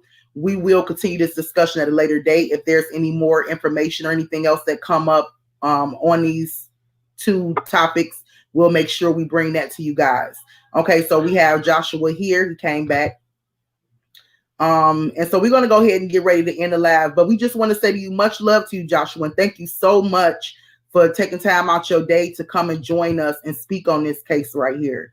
And we love you so much. And we'll definitely be in contact with you. And I hope this is not the first or last time you'll be on this live. I hope you'll come back and join us again, because like I said to you, your personality is just everything. Okay. So guys, we're gonna get ready to get up out of here. Much love to everybody in the chat. Be safe, you guys. Be safe out there, and take care until next time. Love you guys, so y'all be careful. And I'm still out here. Y'all know I'm gonna be transparent with y'all like they're transparent with us. So. And that's all we can ask for, Joshua. So you guys, y'all see I have a connection, and we'll be able to get the information. Any update information, I'll be able to get it from Joshua. We'll either bring Joshua back on, or if he's too busy, we'll share with you guys. Okay. Right, most definitely. Make sure you guys follow my Facebook page, because the pastors and stuff that y'all saw out here that were praying and stuff today, we'll all actually be back out here Saturday. It's supposed to be 77, so we're going to do a rally Saturday. We have a lot more of the community leaders, such as pastors and chaplains. We actually have some IMPD officers who have resigned due to this. So Saturday, it will be a lot more going on. So we'll be out here to make sure you guys know. Joshua, is there any way you can drop a link real quick in the chat room to your Facebook page, or tell everybody where to find you at on Facebook? I'm about to right now. Okay. Yeah, a link is good. So he's going to go ahead and drop his link in the chat. And I'm going to have Nightbot to go ahead and throw out our email for you guys. If you guys want to email us any questions or comments or ideas for the show, go ahead and send us an email, and we'll read your questions and we'll answer it on our next live. You guys stay safe out there. I am, baby. Y'all know I'm good. Yes, please stay safe. Please. Y'all know I'm ready. Yeah, we didn't hear back from you over the weekend. Me say, is Joshua okay? I said, I'm pretty sure Joshua, or the day before yesterday, I said, I'm pretty sure Joshua was good. I said, Joshua's strong. Joshua Right. solid. And y'all see, I had to hop in there to let y'all know that I'm still out here. I'm just prepping and getting everything together and stuff. And like I said, y'all know I multitask a lot because I'm starting a new job on Monday. So I've actually been finalizing onboarding paperwork for the job on top of being out here advocating and protesting on top of still handling like personal stuff. So trust, I have a lot on my plate, but hey, small things to a giant. That's right. That's right. Okay, go ahead and give us that Facebook link, and The I can link should also. already be in the chat. Oh, is it in the chat? I didn't see it. Do y'all see his link in the chat? If not, then when we end the video, you can always go in the Oh comments. no, hold on. I'm sorry, y'all. Yeah, I was gonna say I don't see it.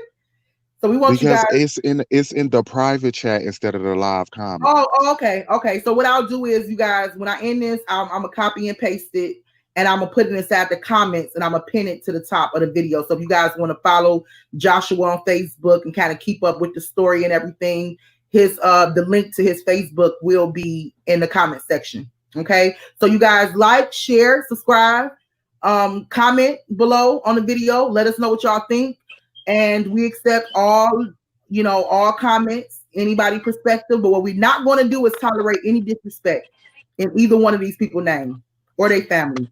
All right, love you guys, and we out. Bye. See you later, everyone.